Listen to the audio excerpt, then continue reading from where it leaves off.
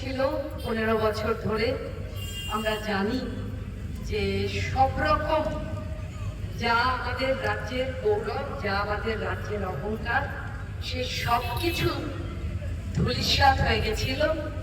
তাই যাদবপুরে বিধায়ক হিসেবে আমি যাদবপুরের মানুষের কাছে অঙ্গীকারবদ্ধ, শিক্ষা, স্বাস্থ্য, ক্রীড়া এবং সংস্কৃতি এই চারটির বিন্যাস আমি ঘটাবো।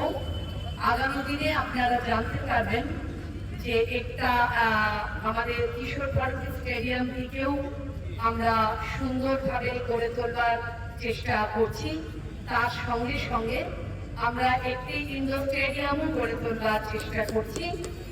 এবং যে যে মাঠগুলো ফুটবল খেলার উপযোগী ছিল, নষ্ট হয়ে গেছে, দাদা যেমন কি বললেন, সেই মাঠগুলো ফুটবল খেলার উপযোগী করা, সেখানে আলো লাগানো, যাতে এইভাবে রাতের টুর্নামেন্টগুলো আমরা করতে পারি।